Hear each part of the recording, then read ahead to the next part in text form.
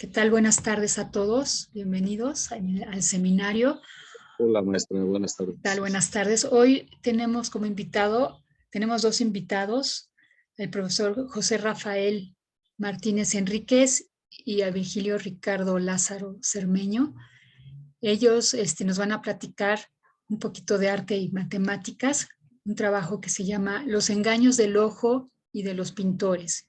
Geometría, perspectiva y realismo pictórico en el Renacimiento. Pues bienvenidos y les dejo el micrófono. Muchas gracias.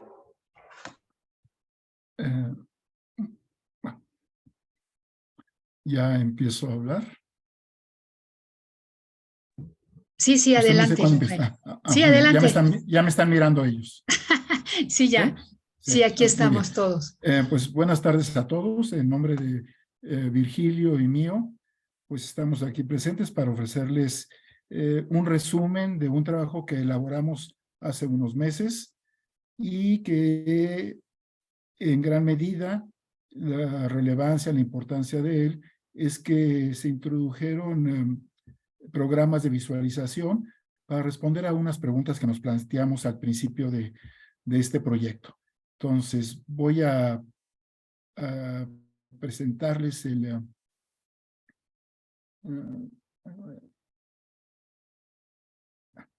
perfecto.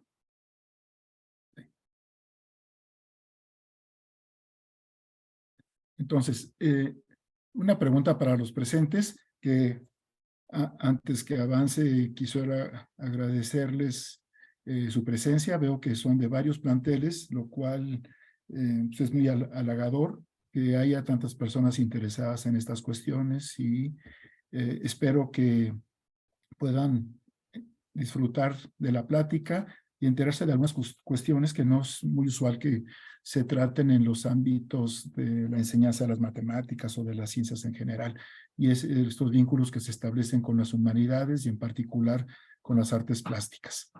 Entonces, les hago una pregunta.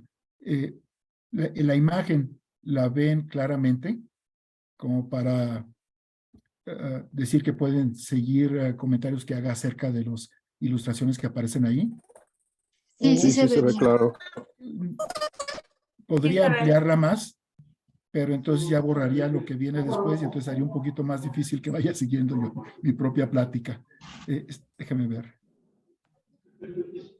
Así se ve muy bien. ¿Así bien? Bueno, sí, perfecto. Sí, muy bien. Bueno, entonces, esta plática va a constar como de dos secciones, una que es introductoria, que podríamos estar horas hablando sobre ese asunto, pero voy a tratar de comprimirlo en media hora para ver cuáles son los antecedentes de las prácticas con las que los pintores del siglo XV innovaron las formas de representación, y luego la segunda parte va a ser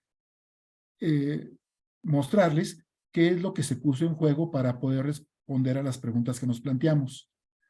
Entonces, de lo que vamos a hablar es qué es la perspectiva. Se puede responder brevemente a esto. En el mundo griego, la perspectiva simplemente se refiere a lo que nosotros ahora, en el lenguaje moderno, conocemos como óptica.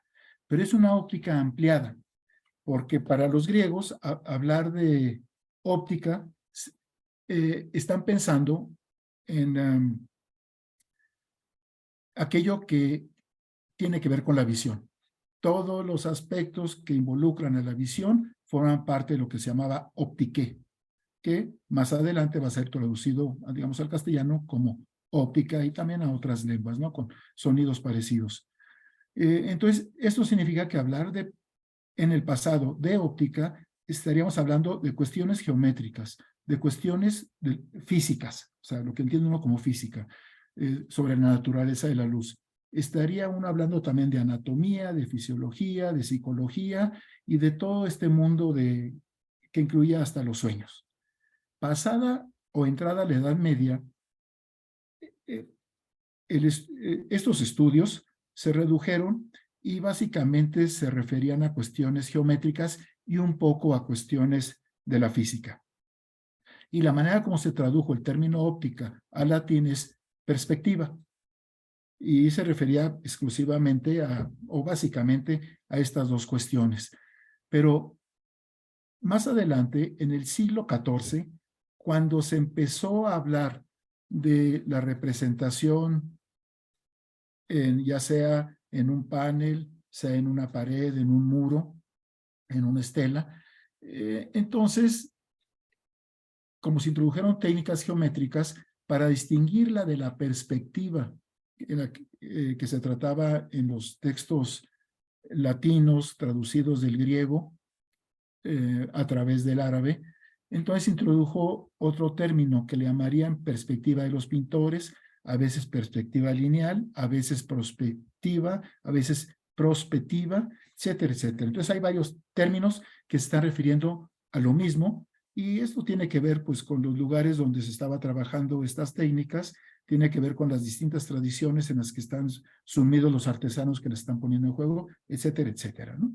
Entonces, ahorita cuando estoy hablando de perspectiva me voy a estar refiriendo básicamente a las técnicas geométricas, y va a ser sobre lo cual vamos a enfocar el problema.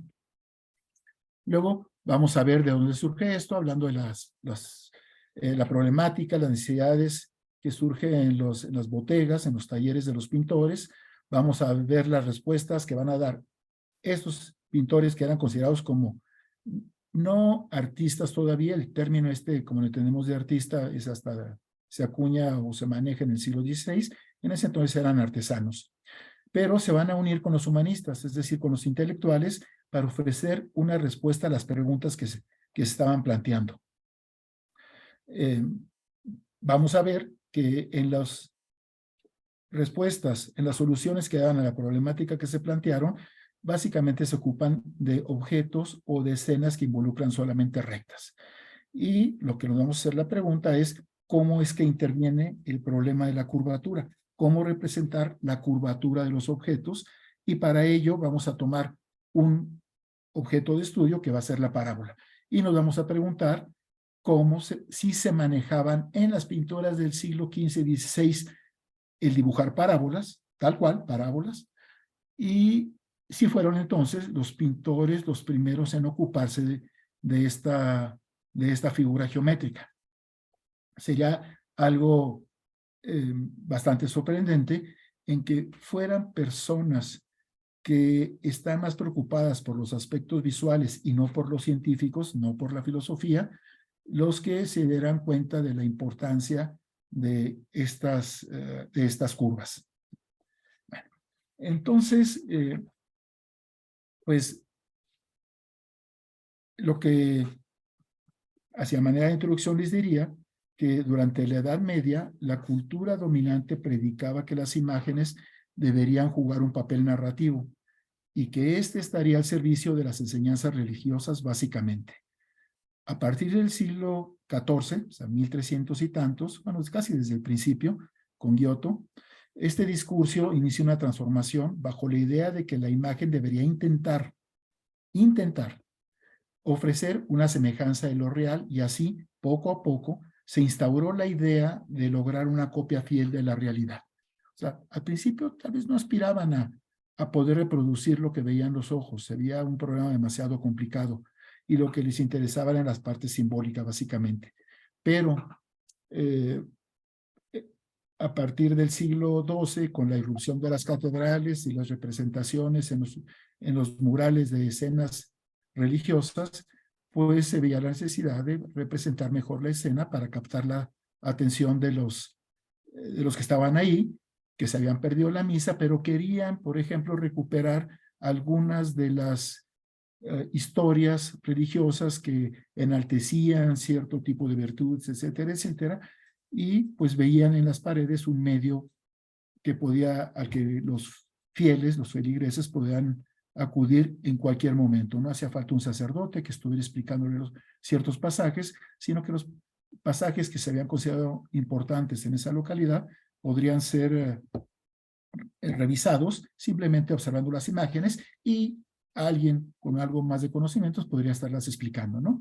Eso hizo que intentar representar mejor las escenas se planteara como una especie de problema, de una necesidad, y que estaría al servicio pues, de las prácticas religiosas. Entonces, por ello, se instauró la idea de que lograr una copia fiel de la realidad es a lo que se aspiraría. Se buscaría que lo representado no difiriera del modelo, y fue así como, sumándose al humanismo, esta corriente religiosa de la cual se puede hablar mucho, pero no voy a entrarle aquí a eso, así lo llamaron quienes lo concibieron, quienes lo difundieron, y que es muy diferente a lo que se entiende ahora por humanismo. O sea, esta palabra, su significado ha ido cambiando a lo largo de los siglos.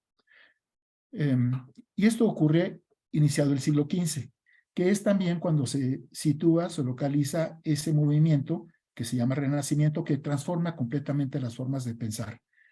Y una de estas cosas en los que se reformó la concepción que se tenía, pues, del papel del hombre en la sociedad, en el mundo que se vivía, era, pues, buscar formas de generar estas imágenes que reprodujeran mejor la realidad, presentándose casi como si fuera un fiel retrato.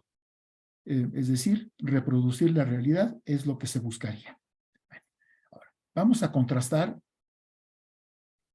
unas imágenes actuales de una ciudad. A nadie sorprendería ver este tipo de representación, que pues es una fotografía. Recoge la información que la luz trae hacia el lente de la cámara y que se plasma en un circuito ahora. Pues antes era en una, ¿cómo se llama? En otro formato. Y vemos estas otras imágenes. Vemos ciertas cosas características. Por ejemplo, una calle en la que las líneas que se están alejando de nosotros parece ser que se van acercando conforme avanza la profundidad.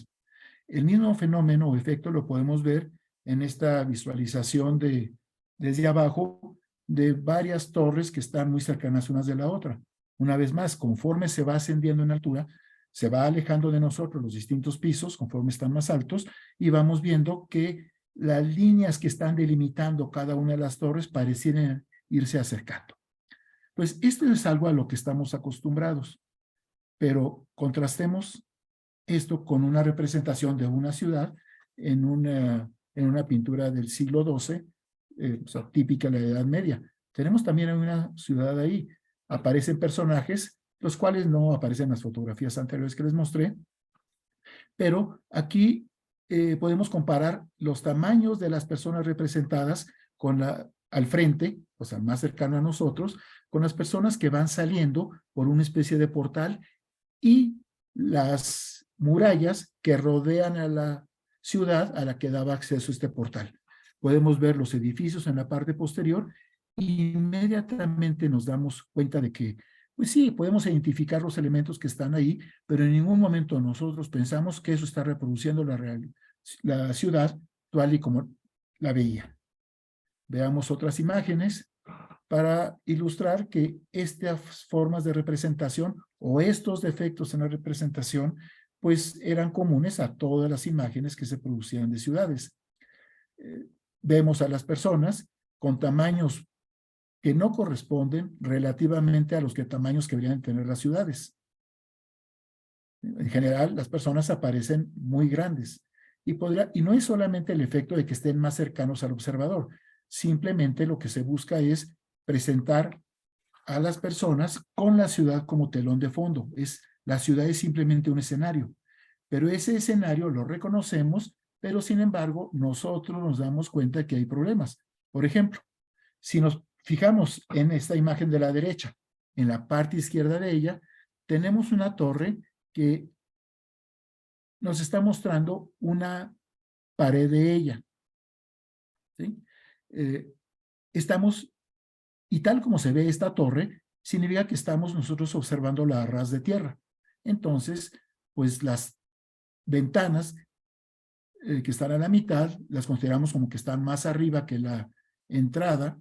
Las ventanas más pequeñas están más arriba que las intermedias, simplemente porque se representan tal y como las vemos si estamos parados a ras de tierra. Y sin embargo, podríamos pasarnos al lado derecho de esta imagen, ver la muralla y decir, bueno, parece ser que es una muralla no muy alta.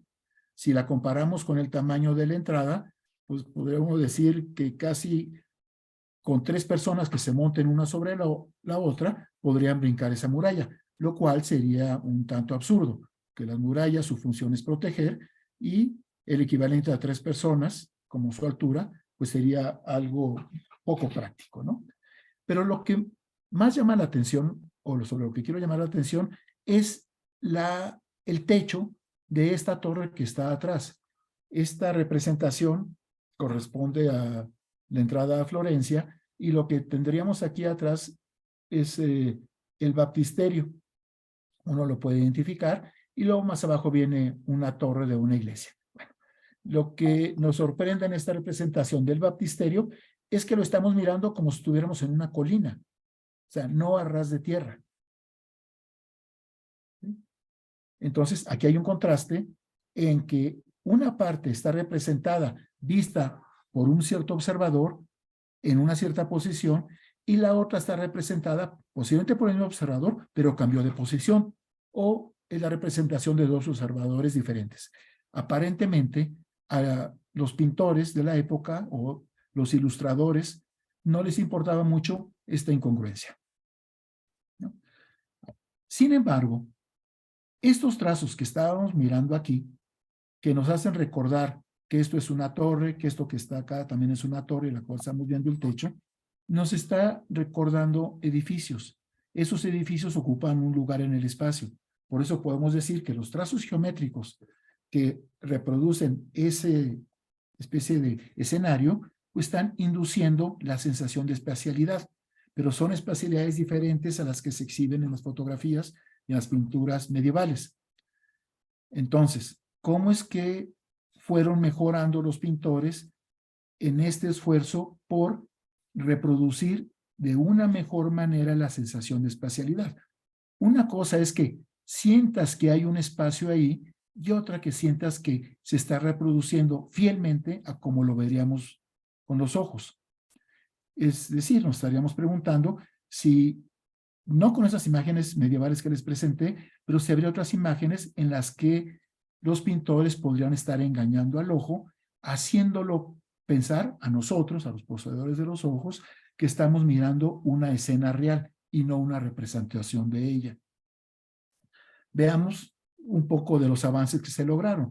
Aquí tenemos el interior de una casa, o sí, digamos, una especie de sala grande, donde hay personajes importantes que están recibiendo a alguien que posiblemente va a ser más importante por el hecho de que hay un halo alrededor de su rostro que muestra que eventualmente va a ser ungido con la categoría de santo.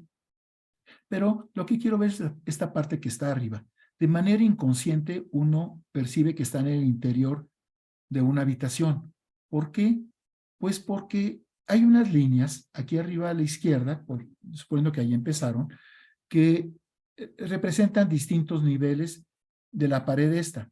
Si yo prolongo estas líneas, va a aparecer lo que se muestra en el lado derecho, tanto en la escena del lado derecho, tanto a su izquierda como a su derecha. Las líneas que representan construcciones del interior que van penetrando, es decir, que esto que está más abajo aquí está más al interior de la habitación que esto que está acá, van yendo hacia abajo. ¿Sí? Esto es algo que ya lo habían percibido los griegos y está plasmado en un texto ahora conocido por quienes se dedican a estas cosas, muy conocido de Euclides, que se llama La Óptica, a veces le llaman la perspectiva, dependiendo de la edición. Pero lo que estamos viendo es que las líneas que muestran la profundidad, o sea, son líneas que en la realidad serían paralelas, pero los pintores se dan cuenta que las líneas paralelas que se van alejando hay que representarlas, por un lado, si están más arriba de nuestra vista, como líneas que van descendiendo, y si estuvieran más abajo, como líneas que van ascendiendo. Pero todas esas líneas que son paralelas y aquí hay 3 a la izquierda y 3 a la derecha, deben de irse acercando conforme se van alejando del observador. Eso ya es un avance. No tienen la conciencia de a qué se deben de acercar, y lo estamos mirando en esta imagen. Veamos en esta otra, en que hay una parte que corresponde a exteriores y otra parte que corresponde al interior. Bueno, veamos todas las líneas de profundidad. Aquí, a la izquierda, 2 de ellas bajan y coinciden en un punto, pero otra que también es paralela va a acercarse a ellas, pero no va a converger en el mismo punto. Y lo mismo ocurre con las líneas que están a la derecha. Aquí tenemos la ventaja de estas líneas de la derecha, de que tenemos tanto los techos como el piso, y siendo paralelas todas estas líneas de profundidad, ahorita nosotros esperaríamos que debían de converger a un punto, y sin embargo no lo hacen. O sea, es fácil observarlo, ¿no? ¿Qué significa? Pues que era algo de lo cual no estaban conscientes los pintores. No van más allá de tomar en cuenta posiblemente lo que había dicho Euclides, en el sentido de que las líneas que receden, que se van hacia el fondo, se van a ir juntando. Eso lo demuestra explícitamente en la óptica Euclides, pero en ningún momento en la óptica Euclides dice que si se extienden las líneas paralelas hacia, entre comillas, el infinito, van a coincidir en un punto. Es decir, en la óptica de Euclides no hay tal cosa como el punto de fuga. Algo que los pintores en el siglo XV van a dominar el punto céntrico por una obra que les voy a mencionar más adelante tal vez, ¿no?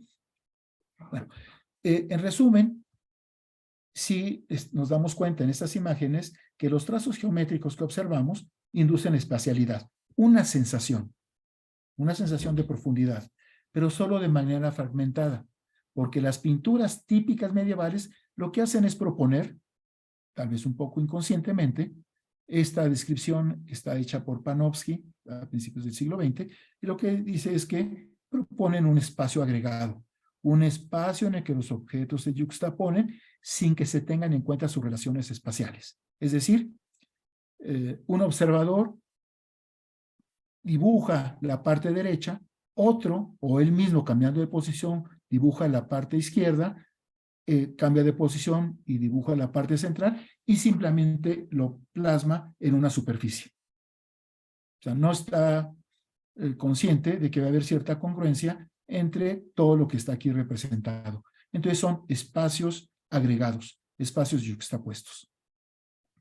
Pero veamos lo que lograron ya para finales del siglo XV, en 1570 y tantos. Aquí tenemos una imagen de Carlo Crivelli en el que se presenta lo que Panofsky describe como un espacio-sistema, en que los objetos ocupan situaciones precisas unos respecto de otros y se organizan de un modo ordenado y unitario.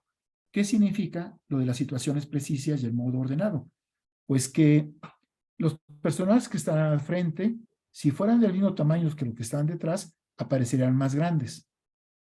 Que uno, a partir de las líneas que se alejan, puede, además de percibir la sensación de profundidad, puede notar que los personajes que están más allá, por ejemplo, de estas líneas que estoy mostrando acá, aquí aparece uno de ellos, debe tener un tamaño mucho más pequeño que los que están enfrente. Pero no basta con hacerlo más pequeño. Lo que habría que hacer es tomar en cuenta la proporcionalidad que debe de guardar el tamaño con que se representan estos personajes aquí al frente respecto al tamaño que va a tener el que está aquí al fondo o los que están aquí arriba. Si uno toma cuál sería la estatura promedio de las personas en la época y toma las medidas que aparecen aquí ilustradas para estos personajes y puede uno inferir a partir de los trazos geométricos cuál es la distancia a la que están unos de otros, va a resultar que los tamaños relativos de los distintos personajes son correctos. Ahora, ¿cómo saber a qué distancia se encuentran? La propia geometría, y no va a ser algo de lo que voy a hablar ahorita, no lo voy a discutir eso sería motivo de otra plática, pero los trazos aquí ilustrados nos permiten, a partir de suponer cuál es la altura por decir algo, de esta puerta, y a partir de lo que sabemos de cómo se manejaban los tamaños entre las puertas y las personas, etcétera, etcétera, o si tenemos a un personaje que esté parado y que le demos el tamaño de 6 pies, etcétera, etcétera, podemos encontrar cuáles son los tamaños de todas las cosas que aparecen aquí ilustradas. Hasta podríamos decir de qué tamaño es este objeto que aparece aquí, del cual parece surgir una luz, que está representando la trayectoria del Espíritu Santo, que está aquí como un ave y que está tocando la testa de la Virgen María. Estas pinturas son muy ricas, no solo por la geometría y lo que nos dicen del dominio que tienen los pintores de la representación, sino por los objetos que están aquí ilustrados, ¿no? Son objetos que muestran la riqueza, porque hay animales exóticos, hay tapetes que eran muy caros, las vestimentas de los personajes, etcétera, etcétera. Las cortinas muestran que esta imagen es para adornar las habitaciones o alguna sala de un personaje que tenía medios económicos. Regresemos un poquito. ¿Por qué? Pues porque aquí aparecen curvas. Esta es una imagen del siglo XII en la que es una última cena y tenemos a distintos personajes representados en torno de la mesa. Fíjense que la mesa es circular y está mostrada como vista desde arriba, lo cual pues entra en contradicción con la figura de Jesucristo que está aquí al lado y que está mostrado. Si atendemos a la disposición que esperamos de la mesa, pues él estaría acostado, lo cual sería un tanto absurdo. Pero veamos por qué aparece representado de esta manera. La clave nos los da este primer personaje, que aparentemente podría ser una persona que estamos mirando de frente y que aparece más o menos como lo veríamos. Pero los otros que están colocados a la izquierda, y la lógica de esta representación va de que sigamos el curso de nuestra mirada hacia la izquierda, excepto este que está aquí, pero también podemos ponerlo como punto de inicio, y vemos que todos, conforme se van desplazando hacia la izquierda, van adquiriendo cierta inclinación. Pero que si vemos dos de ellos, vemos que hay paralelismo entre ellos, como entre estos dos. ¿Por qué? Pues porque están frente a nosotros y lo supone uno que están en la posición vertical.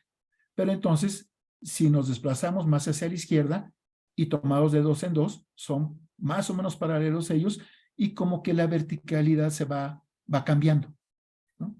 Y si seguimos con esa idea de que para representarlos hay que irlos como acostando, pues llegamos hacia aquí abajo y aparecen acostados estos personajes, que en realidad deberían estar parados en torno de la mesa. Y aquí no solamente están acostados, o sea, no está representado su posición respecto del piso, sino aquí parece ser que van colocándose de cabeza. Entonces, imagínense que el que está observando esto no está pensando que esta es una representación real, es una representación simbólica y que muestra a los personajes alrededor, en torno de la mesa, pero que la regla, la lógica de la representación obliga a que éste aparezca de cabeza mientras éste está con la cabeza mostrada hacia arriba. Entonces, eso explicaría también la posición de Jesucristo, que parece estar acostado, está acomodándose junto con los personajes de abajo. La misma, no es la misma representación de la última cena, pero sí es de una cena. Vean que la mesa ya se muestra de manera un tanto diferente, ¿no? Y lo mismo los personajes. Ya los que están más cercanos hacia nosotros ya no aparecen acostados, aparecen sentados y con sus rostros pues mirando hacia los lados para que los reconozcamos, pero sí, nos está mostrando principalmente su espalda. Pero veamos algunas de las convenciones de representación. Los tamaños de las personas no guardan relación con los tamaños de las otras. Es decir, la proporcionalidad no es real. Tiene que ver con la importancia de ellos. Los más grandes, que son estos dos que están a la izquierda, aparecen representados de un mayor tamaño. Los que están en medio, que son los sirvientes, pues aparecen pues, de un tamaño mucho más pequeño, ¿no? Entonces, esto nos muestra que lo simbólico tiene un papel muy importante en estas representaciones. Pero, conforme va avanzando el tiempo, los objetos reclaman su existencia en el espacio y que se muestren con sus propias cualidades. ¿Qué es lo que nos va a ayudar? Pues veamos esta representación de algo actual, las típicas vías de ferrocarril que se van alejando. ¿Qué es lo que nosotros observamos? Pues las típicas líneas de profundidad que se van acercando, tanto las de abajo como las de arriba, y van a coincidir en un punto. Nada de esto nos sorprende. Aun cuando las líneas se vayan acercando a izquierda, alejándose de nosotros a izquierda y derecha, pues las que van hacia la derecha también van a, y que son paralelas en la realidad, coinciden en un punto, y lo mismo las que están a la izquierda, estén por abajo o por arriba de nuestra línea de visión. Esto es lo que van a aprovechar los pintores y van a superar esta representación, en la que más adelante les voy a mostrar esta misma imagen, en la que si nos fijamos nada más en las figuras, nos pensamos que es una casi fotografía, pero si vemos las líneas de profundidad, pues están todas dislocadas, ¿no? Bueno, ¿cómo inicia este proceso? Pues inicia con esta imagen, en la que el piso cuadriculado va a estar representado más o menos correctamente. ¿A qué me refiero con que correctamente? Pues que si trazo las líneas de profundidad, todas van a converger en un punto. En las imágenes anteriores, como esta que está aquí, las líneas de profundidad no convergían a un punto. Y aquí ya lo hacen. Esta es una pintura de Ambrogio Lorenzetti, también de 1375, que históricamente, y hasta donde con todo lo que tenemos a nuestra disposición, es la primera en que aparece el piso correctamente representado.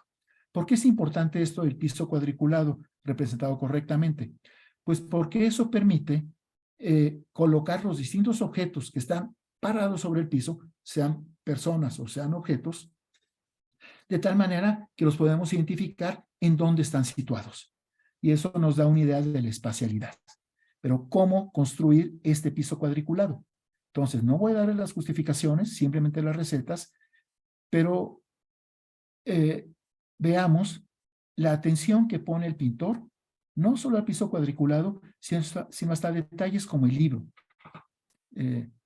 Fíjense que este libro, al verlo, nos parece mostrar cómo se vería un libro que estuviéramos viendo abierto. O sea, parecía ser que se ocupó, no utilizando geometría, pero sí la capacidad de recoger lo que está observando y transmitirlo con la mano, bajo la forma de pintura.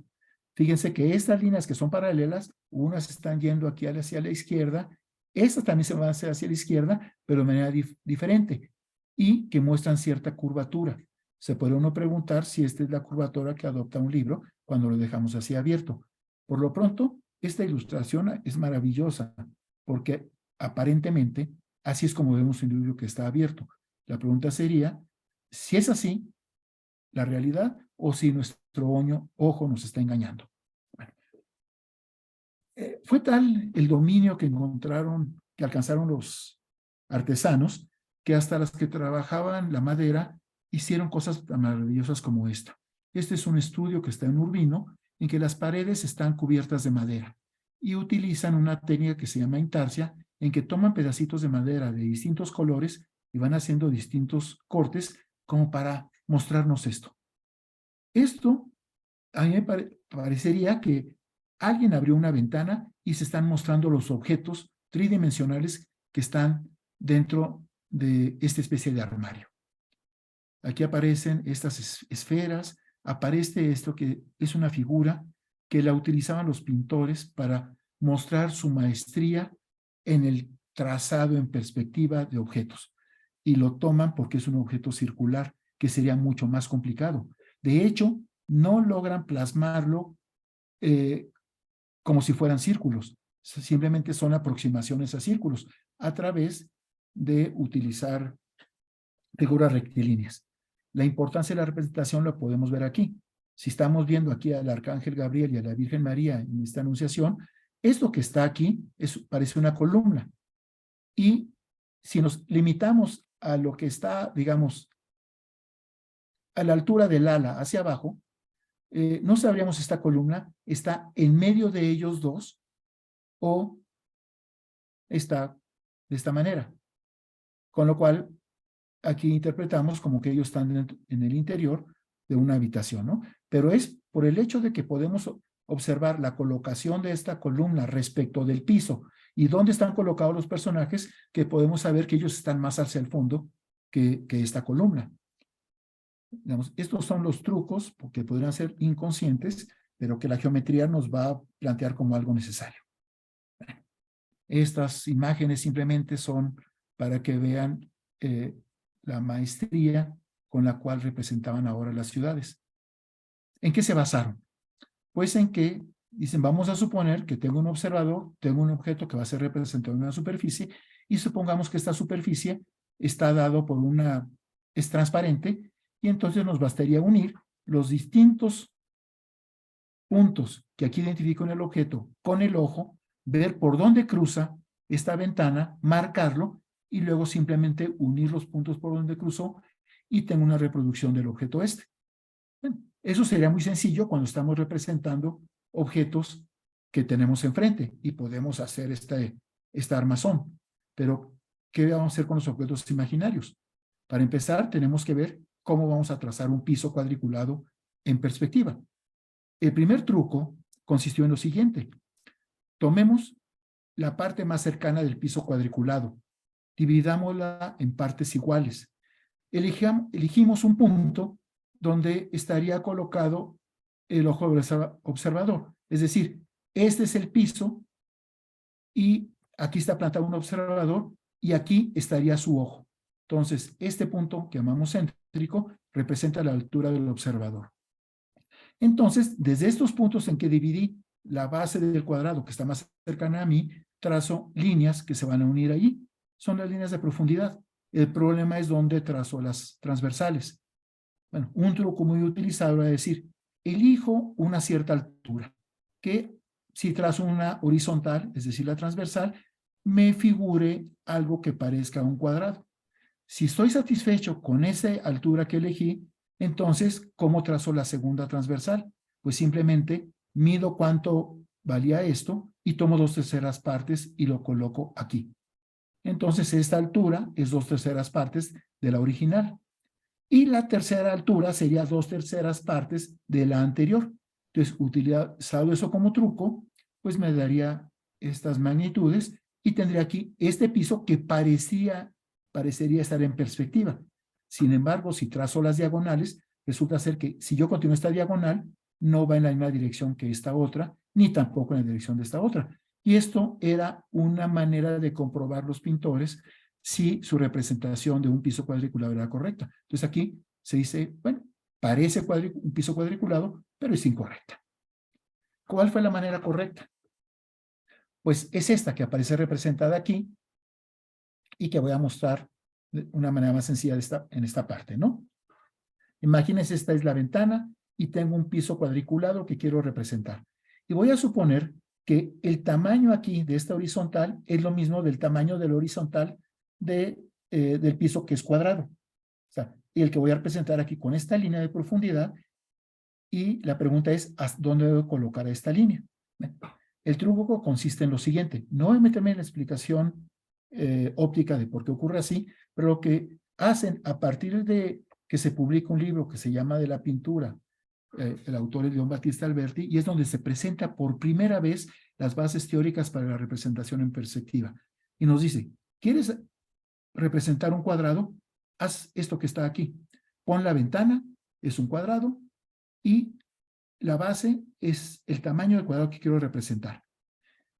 Entonces, a la derecha del extremo por donde pasa la vertical, que pasa por B y por C, yo voy a tomar una distancia a la misma altura del observador y que es la distancia a la que yo estoy observando esta ventana. Es decir, mi piso cuadriculado lo estoy observando a partir de una ventana respecto a la cual yo tengo cierta distancia. Bueno, esta distancia va a ser CB. Entonces, desde aquí, desde B, voy a trazar estas líneas. Una desde B hasta B minúscula, otra de B mayúscula a F minúscula, otra a E minúscula, otra a D minúscula, etcétera, etcétera. Me fijo dónde corta esta vertical y ahí trazo estas horizontales. Y esas horizontales me van a dar cómo se ve un piso cuadriculado representado en perspectiva. Al piso sin cuadricular le llamarían ellos el piso perfecto y a este le llamarían el piso degradado. Entonces, esta es la manera como se ve un piso cuadriculado correctamente. ¿Sí? Mientras no sea muy ancho el piso cuadriculado, el ojo vería el piso real de la misma manera que el ojo está mirando esta representación de él. Y con eso, con esas técnicas, es que podrán plasmar todas estas imágenes. Ahora, si tengo un piso cuadriculado, ¿cómo represento algo que está dentro de ese piso?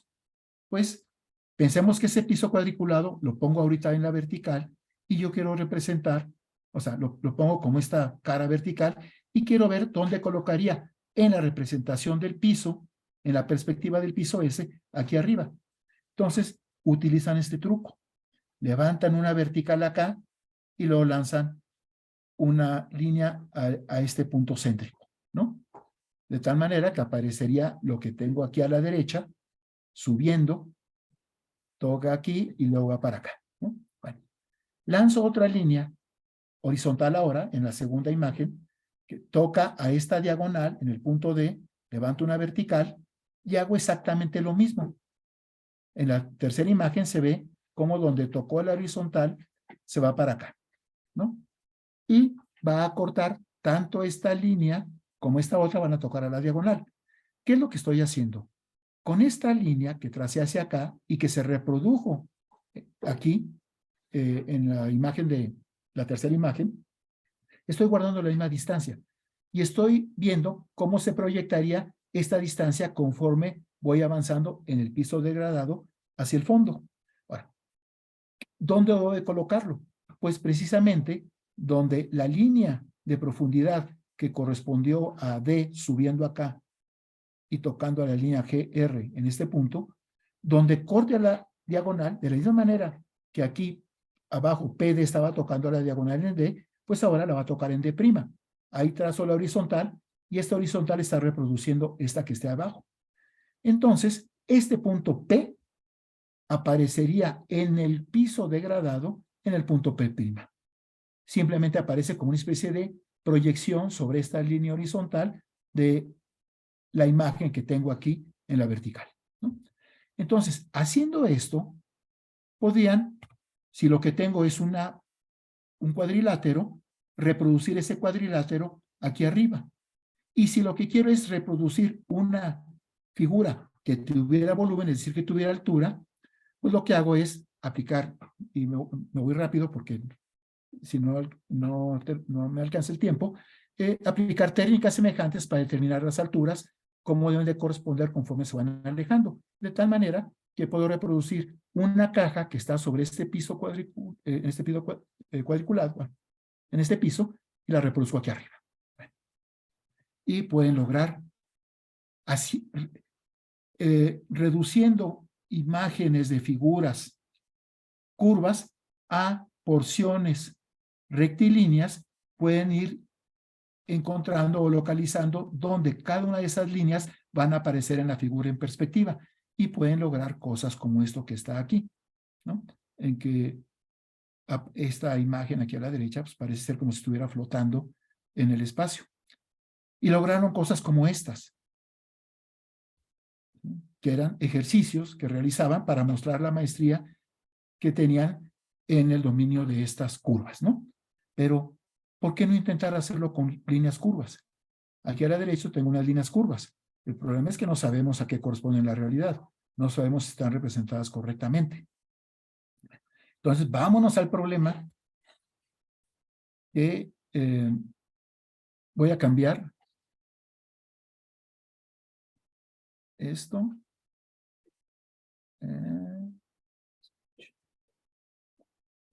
Y nos vamos a esta otra.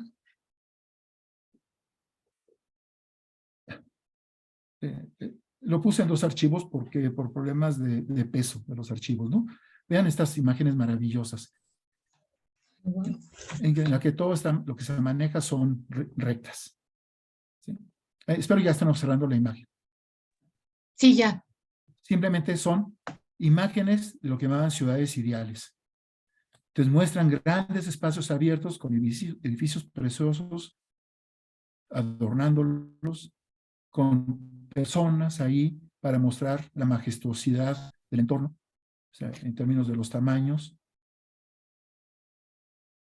Estas tres imágenes son bastante conocidas, ¿no? Y muestran las líneas de profundidad en el piso, en los edificios, en las columnas, las alturas de las columnas, los techos, etcétera, ¿no? O sea, son imágenes casi perfectas, ¿no? Se lograban utilizando estas técnicas. Había otra técnica parecida a la que les mostré, que era que en vez de tomar en cuenta las intersecciones de estas líneas con la vertical, lo hacen con la primera línea de profundidad y viendo dónde va cortando sucesivamente, va trazando uno las horizontales, ¿no? Se puede demostrar que las dos técnicas son equivalentes, o sea, geométricamente se muestra, ¿no? Y ahora vayamos a la parábola, ¿no? La parábola, pues, se manejaba desde la antigüedad, por lo menos desde tiempos de Apolonio, cuando él publica las cónicas, y tenemos la manera como maneja Apolonio las cónicas, que es lo que nos dice: tomas un cono, en el caso de que tomes un plano que corte al cono, de tal manera que el plano sea paralelo a la cara, en este caso izquierda, perdón, derecha, entonces el corte de ese plano con el cono, si nos fijamos en la frontera, va a producir esta línea que nosotros llamamos parábola. Una manera de caracterizar a la parábola geométricamente, que es la que nos da Apolonio, es decir, tomemos esta recta, que es el diámetro, tomemos esta otra, que es la VQ, que es la ordenada, tomemos esta, la PV, que es parte del diámetro, y es la distancia, pues, del punto que elegía al vértice este. Tracemos esto que llamamos el lado recto, latus rectum, perpendicular a la superficie con la que hice el corte, y entonces, si la relación que se da entre la longitud de LP respecto de PA, o sea, esta proporción que está aquí, es la misma que la del cuadrado del diámetro aquí abajo respecto de la longitud, del producto de las longitudes BA y AC, si esto ocurre, y va ocurriendo para todos los puntos que están sobre esa curva es una parábola. ¿Sí? Esa es una caracterización. Y eso demuestra a Apolonio que es equivalente a que el producto de QB sea igual al producto de lado recto PL por esta otra distancia PB, ¿no? Esto aparece, esto último hasta bueno, son varios teoremas intermedios y es muy hermoso seguirlo, pero es bastante, o sea, lleva tiempo. Pero veamos que caracterizaciones como la que les mostré aquí lleva a Apolonio a encontrar esta característica de las parábolas, que es la siguiente: que si trazo una tangente en un lado, otra tangente en otro lado y otra tangente en otro lado a la parábola, esas tres tangentes se van a cortar en un triángulo. Entonces voy a llamar R minúscula, Q minúscula y P minúscula, donde se corta esas tres tangentes y forman ese triángulo. Bueno, Apolonio demuestra que si tomo en cuenta el punto de tangencia y donde se corta y donde se unen las tres con el otro punto de tangencia, con el otro punto de tangencia y donde se cortan estas tres tangentes, se va a dar esta relación que tengo aquí a la derecha, que PR es a RQ, como RQ es a QP y como QP es a PR. ¿Sí me siguen? O sea, lo que quiero que se den cuenta es que aparece un triángulo y que hay una proporcionalidad entre los puntos de tangencia que dan lugar a ese triángulo y los puntos de corte de las tres tangentes. Esto es lo importante, esta propiedad que está aquí. Porque va a resultar que esa propiedad es un invariante. Ahorita les digo invariante respecto de qué. También demuestra Apolonio que con este truco de las rectas tangentes, yo puedo decir, voy a tomar 3 rectas que se cortan, forman un triángulo. Y voy a decir que estas rectas son tangentes a una parábola. Es decir, que estas 3 rectas tangentes me van a determinar una parábola. ¿Cómo? Pues escojo un punto P, un punto Q y un punto R, tal y como están aquí en la imagen del medio, de tal manera que las relaciones de proporción entre las distancias P mayúscula R minúscula, R minúscula Q, Q minúscula, P minúscula, P minúscula, R mayúscula, etcétera, etcétera, sean estas que están aquí. Eso lo puedo hacer fácilmente. Euclides nos diría cómo encontrar esas relaciones de proporcionalidad. Si yo hago eso, entonces tengo determinada una parábola que tiene P mayúscula, Q mayúscula y R mayúscula como puntos de tangencia de estas 3 tangentes. Bueno, puedo ahora elegir a la tangente PQ, la tangente Q mayúscula R y trazar otra recta que corte a estas. Y entonces sobre esa recta que corté va a haber otros puntos de corte, tal y como ocurría en esta que está acá, que me van a dar ocasión a otro triángulo. Y aplico lo mismo y voy a encontrar entonces a otro punto Q. Y así puedo ir generando Q1, Q2, Q3, Q4, Q5, que son puntos de tangencia. Y entonces si los uno, yo tengo que con esas 3 tangentes generé una parábola punto por punto. Y puedo hacer lo siguiente. Así como antes yo tenía un cuadrado acá y podía reproducirlo en el cuadrado degradado, ¿sí? O sea, un objeto que estuviera en un cuadrado lo reproduzco en el degradado, pues ahora el objeto es la parábola. Y utilizando exactamente las mismas técnicas, yo puedo a esta parábola representada acá, representarla degradada. Y me quedaría algo como lo que está aquí a la derecha. ¿Sí? Y entonces digo, a ver, aquí tengo una parábola a la izquierda. Y acá tengo otra en el extremo derecho. Una es proyección de la otra. ¿Cómo podría yo saber si lo que me dan son los dibujos, si son parábolas? Bueno, pues aplicando este criterio precisamente, este que está aquí.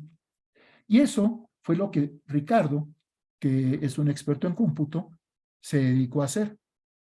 Yo podría mostrarles una parábola, tal cual, y ver que en efecto, tomando las medidas de las distintas distancias, R minúscula, P mayúscula, R minúscula, Q minúscula, etcétera, etcétera, y medirlas, y realizar esas proporciones y ve que son las mismas, lo cual confirma que, según Apolonio, esto era una parábola. Pero ahora vayamos a la realidad. En una imagen del siglo XVI, de un texto que se llama La Nueva Ciencia, y en el que precisamente su autor Tartaglia nos está hablando del tiro de proyectiles, porque tiene que resolver problemas de cómo serían las trayectorias para poder utilizar mejor los cañones y no estar desperdiciando balas. Es decir, si conoces cuál es la trayectoria que va a seguir una bala, si le pusiste tanta cantidad de pólvora al cañón, si el cañón es de tal longitud, etcétera, etcétera, tú sabiendo cómo es la trayectoria, entonces puedes saber dónde va a caer. ¿Ok? Bueno, entonces aquí aparecen representadas estas figuras. Tartaglia, en lo que propone que es la figura de la trayectoria de una bala, no dice que es una parábola. O sea, yerra completamente. Y sin embargo, si vemos lo que hizo el pintor, el ilustrador, el grabador para esta imagen, ¿perdón? Ayer no había nada de esto. ¿Cómo? Perdón, es que no entendí. No, creo que se prendió un micrófono, pero ya lo apagué. Ah, ok. Adelante. Sí, bueno. Si vemos esta imagen, uno, sabiendo ahora que es un tiro de proyectil y que debe ser una parábola, lo sabemos desde tiempos de Galileo y gracias a él, pues diríamos, esto es una parábola. El grabador veía mejor que Tartaglia. O sea, tiene más información el grabador, sabe más. Y acá tenemos otra trayectoria. La pregunta es, ¿son en realidad parábolas? Y aquí entró la sapiencia de Ricardo, que utilizando programas de cómputo, programas de visualización, etcétera, etcétera, y utilizando GeoGebra, pues lo que hace es extraer de esta imagen lo que sería las trayectorias que están mostradas aquí, ¿sí? Y él va formando este tipo de imágenes, ¿sí? Que al trasladarlo de esto a esto otro, lo tiene computarizado, le permite localizar puntos y establecer mediciones, y hace lo siguiente, toma tangentes a esto que suponemos nosotros que es una parábola. Y lo increíble es que ya les había dicho que esto que estaba aquí, esta relación es un invariante, que no importa si la parábola la tenemos vista de frente, que si la hemos rotado o la hemos proyectado, eso no cambia. Entonces, pues no me importa si este dibujo que está aquí es una parábola girada y por eso no la veíamos exactamente como una parábola, sino solo parecida. Porque aplicando esta técnica, toma las mediciones entre los puntos de tangencia a la parábola y los puntos es donde se cortan las tangentes y establece que hay estas proporciones. Y lo que observamos es que no son iguales. Entonces, esto que está aquí, lo que nos muestra el grabador, a pesar de que parece ser una parábola y podría haberse inspirado en las fuentes, que había muchas en las ciudades en el Renacimiento y en la Edad Media, donde sale un chorro de agua y puedes ver cuál es más o menos la trayectoria, podría inspirarse en eso para hacer algo que pareciera, pero pues, no es una parábola. Hace lo mismo con la, ya lo pasé, no solo les mostré, con la otra trayectoria que estaría aquí, ¿no? Y resulta ser lo mismo, ¿no? Que lo que nos muestra ese grabador no son parábolas. Pero veamos esto. Esta es una pintura maravillosa de una mujer pintora en la que muestra a Judith decapitando a Holofernes. Ya. No me meto en el pasaje bíblico. Simplemente hay otras pinturas que representan la misma escena, pero ponen la sangre como simplemente escurriendo o no ponen la sangre brotando, ¿no? Y maestros como Caravaggio hicieron imágenes tan hermosas como estas, pero sin meterse en el problema de cómo representar la sangre que sale. Pero Artemisia Gentileschi lo hace. Y tenemos aquí chorros de sangre brincando. Diríamos, esta mujer que está en 1620, 1621 realizando esta obra, ya para entonces Galileo había determinado que la trayectoria de una piedra lanzada o de un proyectil es una parábola. Podemos preguntarnos, ¿Artemisia sabría eso? ¿Lo utilizó? Vean, más evidente aquí. Son varios chorros. Entonces, esto era un tesoro para Ricardo, porque puede, haciendo este tipo de trucos, digitalizando las imágenes, etcétera, etcétera, pasándolo, bueno, rectificándolas también, nos muestra esto como una visualización de esas curvas que representarían los brotes de sangre, ¿sí? Identifica las distintas parábolas con estas letras y hace un análisis de todas ellas, ¿no? Y aquí traza los triángulos, aquí lo ven, aquí un triángulo, aquí una tangente, aquí otra tangente, aquí la otra, toma las medidas de las distintas puntos de tangencia, de corte, de intersección de las tangentes, de intersección de la tangente, de tangencia, etcétera, etcétera, hace sus cálculos y, para desgracia de Artemisia, y podríamos coronarla como una científica si lo hubiera logrado, pues no corresponden a parábolas. Y así lo hace con las distintas curvas y hace los cálculos. Aquí no les estoy presentando dos. Dos de ellas parecería que en una sección podría ser como casi parabólico, pero en la otra sección ya no. ¿Sí? Esa correspondería a la curva que va por aquí y que baja, ¿no? En la imagen sería esta que sube aquí y aquí baja. Es esta que va aquí. Si la ve uno dice, esa tiene que ser una parábola, pero resulta ser que solamente en una sección parecería, en la otra ya no, ¿no? Bueno, entonces, ¿qué es lo que concluimos? Pues que con todo su dominio de las técnicas de perspectiva, que valían para cuestiones rectilíneas, pues no lograron captar o darse cuenta de lo que tenían en su presencia o querían representar eran parábolas. ¿Sí? Podrían aproximar las parábolas, pero no le dieron gran importancia a la trayectoria, a la forma. Era algo que, pues, en pocos sitios se preocupaban por la trayectoria. ¿Por qué? Pues porque matemáticamente no la podían representar. ¿Cómo la representamos nosotros? Pues utilizando geometría analítica, y es algo que en esta época todavía no surge. Hace falta que madure las técnicas algebraicas, hace falta que llegue Descartes y nos presente su tratado de geometría, y después de eso es que podemos empezar a hablar de la fusión ya de álgebra y geometría para la representación de curvas. Entonces, pues, bueno, y para darnos cuenta de la importancia de la parábola, pues está Galileo, que determina que los tiros de proyectiles son parábolas, y luego vendría Newton para mostrarnos que las trayectorias de cuerpos que se atraen por sus masas pues corresponden a cónicas.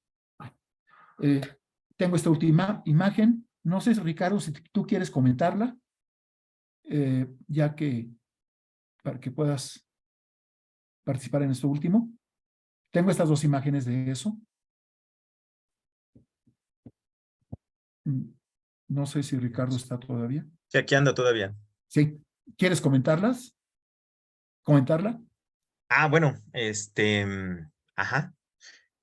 Aquí en esta parte, en esta imagen se alcanza a apreciar que hay un ángel con una antorcha que está, pues, provocando o fungiendo como fuente de luz sobre la estructura esférica que carga el Atlas, lo cual propondría que en el piso se marcaría una sombra, pues que es como, pues, una esfera, ¿no? La estructura esférica quedaría marcada ahí en el piso a partir de la antorcha. Entonces aquí tal vez lo que habría que preguntarse, aparte de la técnica del grabado, que es pues bastante buena, habría que preguntarse si en realidad la fuente de luz correspondería con la sombra que está proyectando a partir del objeto que ilumina, ¿no? Esa fue una de las situaciones que se plantearon en el trabajo también. Y también se hizo un modelo para hacer el análisis, ¿no? El modelo lo tengo por ahí. Excelente. Entonces, aquí la antorcha tiene hay tres o cuatro fuentes de luz. La antorcha aquí está con una fuente de luz auxiliar para iluminar al ángel en tercera dimensión, a modo que pues alcance a simular el efecto que propone el grabado. Y la antorcha en realidad no está produciendo la sombra que se alcanza a apreciar en el piso. La sombra del piso se alcanza a ver si se eleva mucho más la fuente de luz que genera la imagen, ¿no? No es en realidad pues la fuente de luz la que está grabada aquí a partir de la antorcha, sino que pues hay que aplicar por ahí un par de técnicas para determinar en dónde en realidad debería de estar la posición de la fuente de luz para producir una sombra que fuese equivalente a la mostrada en el grabado. No, había pensado, bueno, tengo abierto aquí la imagen en 3D. No sé si... Quito mi share y entras tú. Ajá, a ver, déjame ver. Share screen. Unity share. Ahí no sé si se alcanza a ver la imagen. Sí, hay una se abajo ve. a la derecha. Sí, se ve. Sí, perfecto. Ahorita amplío la imagen, digamos, final, la que utilicé para el récord. Entonces aquí, digamos, está la imagen en 3 dimensiones y aquí se ve con una de las fuentes de luz falsa. Ahí la fuente de luz que está funcionando es justamente la del ángel. Pero, contenedor. Me voy rápido. En realidad la fuente que uno estaría esperando está pues mucho más atrás, está mucho más arriba. Y esa es la fuente que produce la imagen real. Perdón, la sombra real. Bueno, no la sombra real, sino más bien la sombra que se muestra en el grabado, que sería esta de aquí abajo. Representada. Sí, la sombra de la representación. Ahí aparecen pues las otras sombras representadas por las otras fuentes de luz, mismas que también se pueden eliminar, ¿no? Pero las deja uno como comparativa para ver, pues para ver en realidad qué es lo que está uno viendo, ¿no? En este caso aquí se alcanza a ver pues que la fuente de luz, a pesar de que la fuente de la antorcha, a pesar de que se posicione en disposición similar a la que debería pues de tener para lograrse el efecto de la sombra, no lo logra. La sombra queda pues decididamente por otro lado. Y también hay un truco aquí para realizar el corte de la sombra con el cono de luz de la antorcha que en realidad está iluminando y produciendo la sombra del grabado. A ver, ¿dónde está este sol? No, iluminación. Ahí está. También está este truco, ¿no? De poner Atlas está flotando en realidad. Y el piso está en determinada inclinación para así poder lograr el efecto del grabado. Todo esto está comparado geométricamente contra el grabado original. Y bueno, pues así fue como se trabajó esta parte, ¿no? Bueno, pues así ven cómo trabajando con alguien que sabe de estas cosas de cómputo, uno puede darle respuesta a preguntas que se planteaban.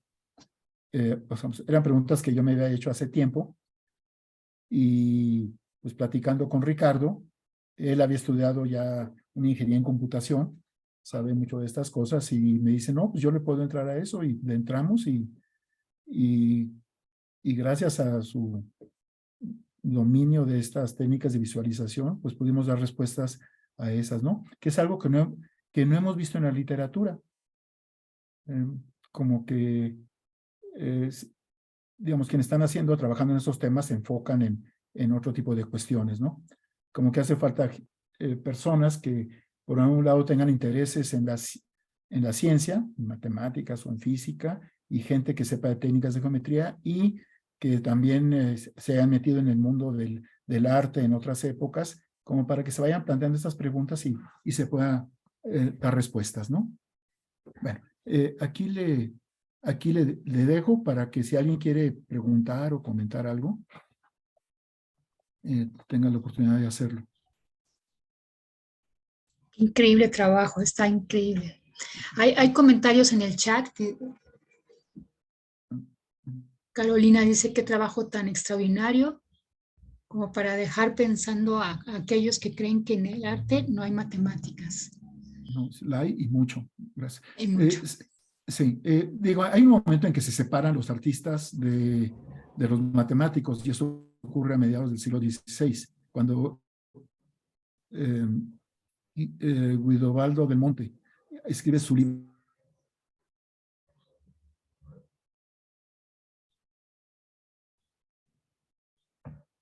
Ay, ¿cómo se quedó pasmado?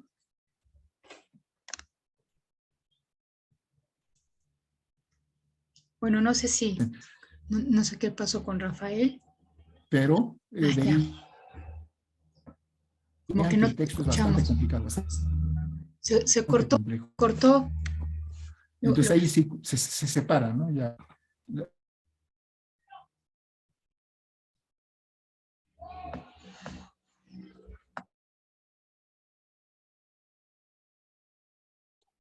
Me parece que se está lagueando, prof. No sé si nos escucha. Ay, se salió. Bueno, Virgilio, no sé si tú quieras comentar algo, Ricardo. Ajá. Hay más bueno, digamos un poco recuperando lo que comentaba el prof. Por ejemplo, la parte ya regresó.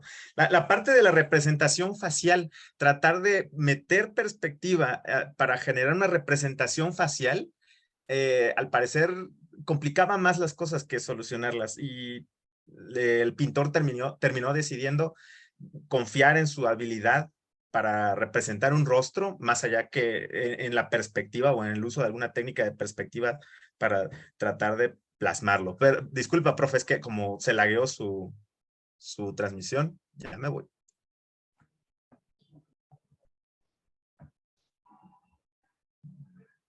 Está apagado el micrófono. Perdón, sí, ya. No, sí. digo que perfecto que hayas intervenido, qué bueno que estabas tú también ahí para participar. Es que no sé por qué me desconectó y luego se conectó solo.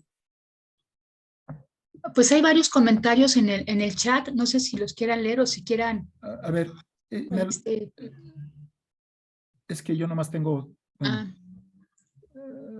dice que excelente trabajo. Sí. Por aquí hay unas preguntas. Sí.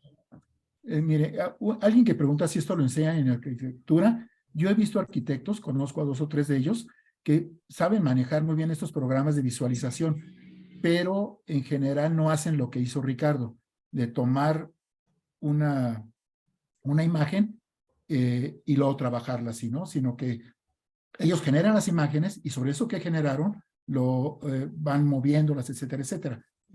Pero no van digamos, a tomar una imagen que ya existe, recogerla, digitalizarla, etcétera, etcétera, y luego trabajarlo. Como que no son cosas que en general les preocupen. Ahora, si hay arquitectos que les han interesado estas cuestiones de la perspectiva.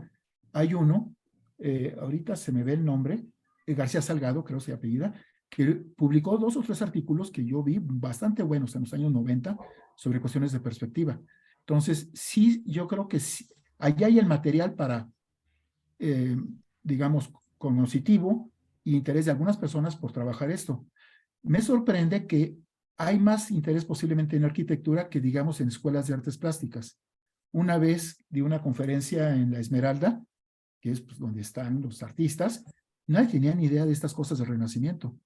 Deja tú de la geometría y estas cosas. No sabían quién eran los autores importantes como Battista Alberti, Piero de la Francesca, los arquitectos como Sebastiano Serlio, Vitruvio, o sea, no tenían ni idea de nada de eso. Pero bueno, espero responder a la pregunta que hicieron. El profesor Moisés, no sé si quiere hacer la pregunta usted de la parábola. Nada más preguntaba que si la que en la exposición el maestro Rafael llama la parábola degradada es la que el autor, el pintor original trataría de construir como la proyección de la parábola.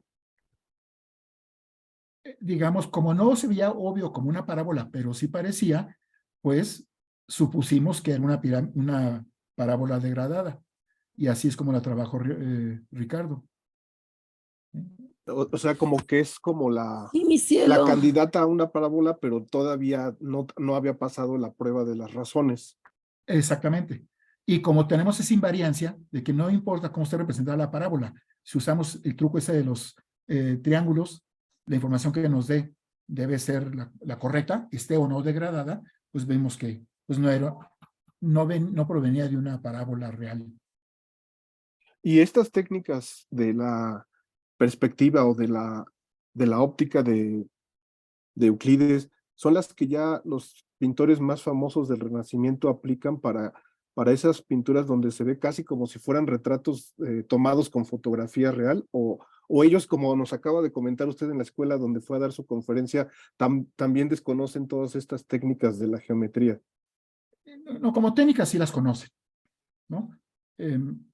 Ahora, creo que casi nunca las aplican, porque, bueno, la pintura del siglo finales del XIX para acá ha ido cambiando, ya no es una pintura figurativa necesariamente, lo que tratan de producir es otro tipo de efectos, que lo hacen a través de los colores o digamos, vayamos a Picasso.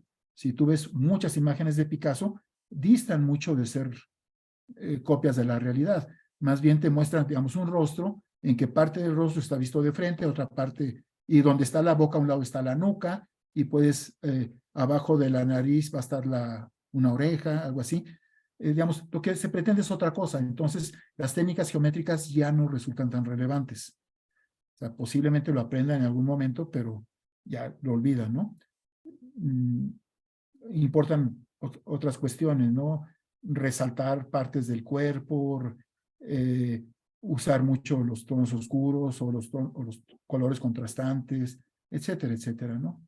Entonces ya de las personas que hacen pintura que conozco, muy poquitos tienen conocimientos medianos de geometría. O sea, no estoy diciendo avanzados, sino medianos. Ahora, hay gente que hace cosas maravillosas con el arte y sin embargo no sabe matemáticas. Uno de ellos es Sebastián, este escultor. El del caballo. Sí, el caballo, y que hace otras cosas inmensas. Y me enseñó en alguna ocasión unos como juguetes muy geométricos que tú los puedes armar de esta forma y luego los desarmas sin que se deshagan la figura, ¿no? Como si fuera una figura en 3 dimensiones que puedes acomodar de distintas maneras. Y pasa de una figura a otra, etcétera, etcétera, y es algo increíble. Pero dice, quiero hablar con matemáticos que me digan por qué es eso. Y sé que fueron varios matemáticos muy reconocidos, doctores, niveles 3 del SNI, etcétera, decían, qué interesante, pero tampoco sé por qué funciona eso, ¿no?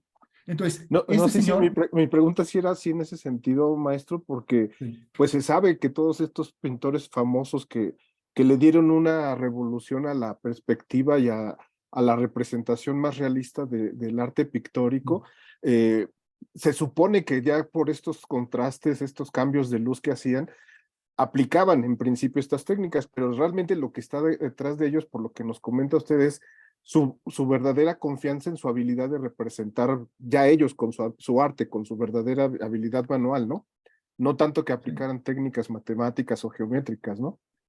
Bueno, para algunas cosas sí lo hacían. Les mostré unos objetos geométricos, son del señor Janitzer. Ese sí lo está igual que lo hacía Pedro de la Francesca, lo hacen para mostrar el control que tiene él sobre las técnicas geométricas. Y hacen estas figuras como especie de donas, pero muy geometrizadas. Pero, como decía Ricardo, si estás representando el rostro humano es mucho más fácil confiar en la destreza del pintor que en recurrir a la geometría. O sea, no vale la pena. Sí, maestro, muchas gracias. Sí. El profesor Manuel Olivares, no sé si quiera hacer su pregunta ahora sobre la fuente de luz de la antorcha. Sí, buenas tardes a todos, muchas gracias. Ya el profesor Ricardo me ha contestado vía chat y me parece muy apropiado. Pero bueno, quiero aprovechar la ocasión para saludar al profe Rafael Martínez. Yo lo recuerdo con mucho aprecio. Yo no fui de sus mejores alumnos, pero él sí fue de mis mejores profesores de ecuaciones diferenciales 2, sistemas dinámicos. Un gusto saludarlo, profe Rafael. Hola, estás hablando de los 80s. Más o menos, sí, no pongamos fechas. Bueno, te estoy balconeando, pero bueno. Sí, eran los tiempos en que trabajaba esos sistemas dinámicos. Muy bien, muchas gracias. Bueno, gracias y por estar aquí todavía, las matemáticas. Pues supongo que eres profesor, ¿no? Gracias de materias de matemáticas. Efectivamente, así es. Es que, bueno, con esta plática lo que intentamos, Ricardo y yo, es mostrarles que, pues, meterse en la historia de la perspectiva es algo que muy fructífero en los espacios de la educación, ya sea como parte de la formación de los profesores, que aprendan nuevas cosas, ya sea en el trabajo en el aula. Porque muchas de estas cosas que hicimos, bueno, y que no mostré ahorita, no expliqué, pero se pueden llevar fácilmente al salón. Y los muchachos pueden hacer estos especies de experimentos en los que yo les mostraba cómo si tienes un objeto con una pantalla transparente entre el objeto y nosotros, podemos trazar líneas, podemos trazar con cordones, etcétera, simulando la dirección de la luz y marcarlos en esta especie de ventana y luego ver lo que obtenemos como representación y luego utilizar las técnicas geométricas, las técnicas matemáticas y ver qué va a coincidir. Eso yo creo que a los estudiantes les producirá un gozo de ver cómo pueden utilizar las matemáticas y que no están aprendiendo geometría o álgebra simplemente de memoria, de que esto se hace así, porque quién sabe, ¿no? Digamos, hay toda una gradación ahí entre lo que hacían los pintores a mano, lo que hacían utilizando las técnicas como si fueran manuales, sin entender bien lo que hay en el trasfondo, y los que sí aprendían matemáticas y podían hacer mejoras. Entonces, esto lo pueden aprovechar los profesores, ¿no? Porque pueden ver cómo se llevan a cabo los procesos de integración de las imágenes, cómo se representan, ver cuáles son las condiciones necesarias para aprender estas cosas, para enseñarlas, para utilizarlas, etcétera, etcétera, ¿no? O sea, hay un campo muy rico en la historia de las matemáticas, o historia de otras artes, otras disciplinas que pueden ser utilizadas en la enseñanza, y que los alumnos no le tengan tanto miedo a las matemáticas. Si no le tenían miedo a los pintores del Renacimiento, ¿por qué le van a tener miedo a los estudiantes de ahora? Sí, claro. Es más, comentan en el chat eso, que esto puede ser muy útil para los alumnos de área 4. Y casualmente hace poco, ¿no? Cambiaron los programas en donde ya están viendo un poquito más de perspectiva y proporción áurea y ese tipo de cosas. Está muy, muy interesante, muy bonito. No sé si hay algún otro comentario. Ah, ok, sí. ¿Hay alguien más? Nada más me gustaría Sí, hacer adelante. un comentario muy breve. Estoy ahorita tomando el diplomado de diseño y programación de videojuegos en la Facultad de Ingeniería. Entonces me gustaría compartirles, pues, la primera de las prácticas que tenemos ahorita de modelado en 3D, que es parte del programa. Y es a ver si se alcanza a ver ahí. Sí, sí, Estoy sí. dándole share a mi screen. Sí, ya se ve el castillo. ¿Ya lo alcanzan a ver? Sí, Es sí se el ve. castillo de la Cenicienta.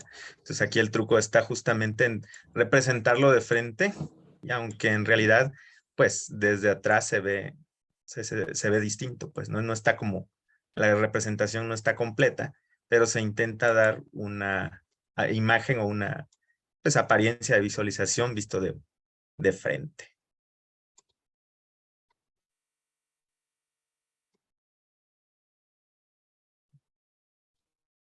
Profesor, para estas razones que usted estuvo determinando en los grabados que nos presentó el maestro Rafael, ¿cuántos? Los boceteados, empleé un programa que se llama Unity 3D, que es un motor de videojuegos, pero yo lo empleé para aplicar todos los efectos de luces y realizar las pruebas. Y finalmente, tomando las capturas de pantalla apropiadas, utilicé otro programa que se llama GeoGebra para realizar ya los cálculos de las proporciones sobre las parábolas ya fijas en determinada posición. Y y respecto de los trazos tangenciales que se hacían, ¿no? Pero digamos que las medidas con las que calculó las razones las hizo con los primeros que mencionó y ya hasta el final los cálculos con el GeoGebra, ¿no? No, en realidad la metodología fue obtener de la manera más fidedigna posible la figura que el autor original estaba tratando de plasmar en un entorno en 3D.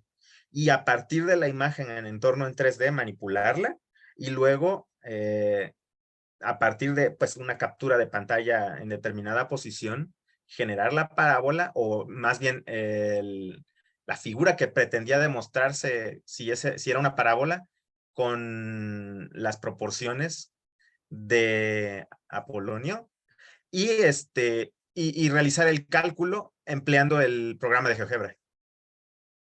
Muchas gracias, muy interesante.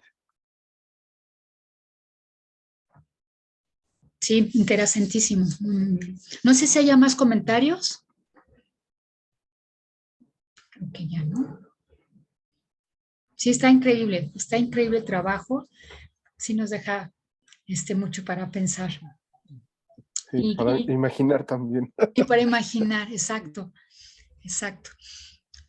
Bueno, pues creo y que eso ya es una sería. cosa que ya para comentar, es que es algo que uno encuentre en libros, si de texto o de divulgación, sino que hubo que ir a Polonio a buscar qué resultado nos...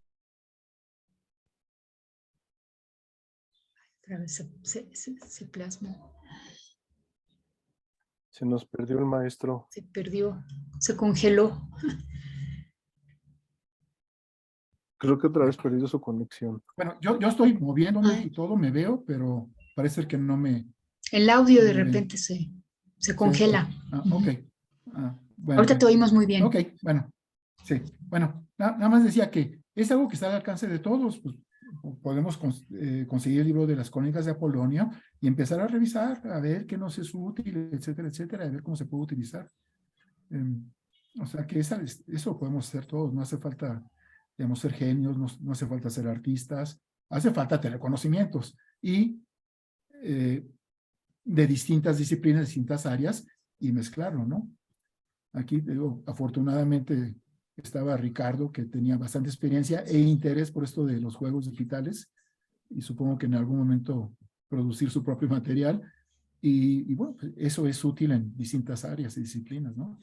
Fuentes de trabajo, estoy pensando. La profesora Leti pregunta que si pueden dar sus correos. Bueno, Ricardo, ¿cuál es el tuyo? Si lo quieren poner Sí, en ya, el ya lo chat. estoy escribiendo en el En el chat chat. para que no vaya a haber Perfecto. problema de que no Ajá. lo deletré correctamente. Ahí voy. Ese es uno. Y aparte está...